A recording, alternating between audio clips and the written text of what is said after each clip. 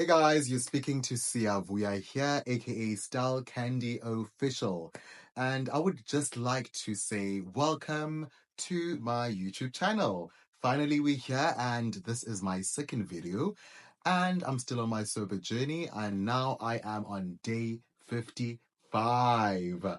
Yes, so this is me saying that I've been sober for 55 freaking days. And now the aim is to reach 90 freaking days for me to be fully sober.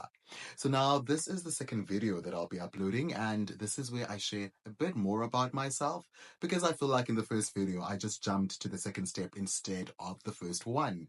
So I am Siavuya and I'm born in the Eastern Cape. I was born in East London, but I'm originally from and I grew up in Queenstown and Alice and Fort Beaufort in the Eastern Cape. But later in my teens, I grew up in Cape Town. So I finished my primary in Cape Town, did my high school in Cape Town. Then that's where life just took different turns and twists all the way. So I am the last born of two. I've got an older brother, but unfortunately he passed away. And yeah, my mom passed away as well. So it's just me. And I've got three siblings from my dad's side. So I've got one older sister and two older brothers, but we've never met. But there's something I'm working on to actually take a trip back home and meet my dad's side of the family properly, and we'll see how things go there. So for me, I could say that my life has been a very colorful one. There's been a lot happening in my life growing up. I've been a bubbly child and I've always loved fashion. I've always loved the spotlight. I've been someone that actually loves people. So I engage with people openly and freely in my life. And I'm an energy person. So my energy will tell me if the person I'm speaking to is someone I need to speak to or someone I can't speak to, but we'll delve into that as we go along. So now I would like to share a bit about my journey and everything that I've been through. So at the moment, I would like to share the fact that my life has not always been rosy. Nothing is ever perfect, but we grow and we learn things as we go. So I'm one believer in being optimistic in every given situation. Like I said, my childhood was not rosy. It wasn't so perfect. There's a few dark parts about them. There's also some good sides to it. And yeah, so I've had to work on those situations. And part of my journey of going to church, taking a break from alcohol as well, has helped me find myself now and be able to deal with certain things better without using anything to numb my pain and my losses. But I remember saying one thing to myself though, that the day that I cried, the last hardcore bit of tears, when I realized that my mother and brother are not going to come back. Like they're literally gone. I remember that I made a promise to myself that there's nothing that would hurt more than that. And I prayed that if I could survive losing my mom and losing my brother, there's no heartbreak from a failed relationship, a failed friendship that could hurt me more than that. And I've kept my words in all of that because I've remained optimistic in everything that I do.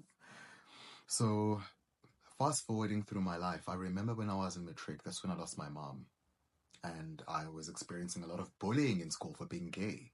And I remember people gossiping about me with me being gay to a point that someone tried to provoke me, but they were provoking me at a time when my mother was sick. And they didn't know about that because I had, like, you know, a strong face on where I was like, I'm not going to bring my problems to school. So he decided to start a fight and pick a fight with me on the wrong day. And that's the day I beat him up because all that anger and that frustration came through at that time.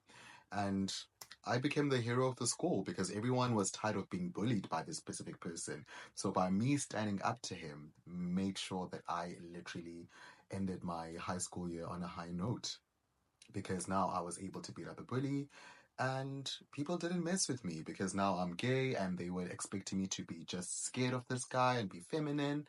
But they forget that as gay as I am, I'm still a man at the end of the day. So we could take this outside.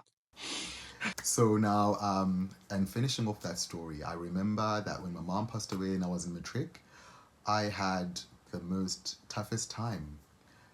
I will never, or I would never wish that kind of pain upon anyone, not even my worst enemy, for someone to lose a loved one like that. So I remember the day that I got the news that my mom passed away. I had a situation where I had lost, because when you lose a loved one, there's a connection that you lose on the day. Something inside of you dies on the day that the loved one passes on. Even before you get the news, something does happen. Like there's a disconnection that happens. So I felt something, but I wasn't sure what it was. By the time I got the news, I was already drained. And I had no tears in me. I was just broken. And I remember the first question I asked myself was, what am I going to do now? How am I going to continue and navigate through life without my mom? Because that is my life, you know?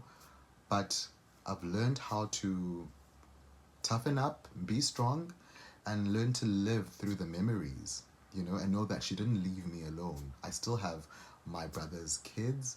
I still had my brother during that time, so I still had my other friends and family around me, so I had to learn to live without her.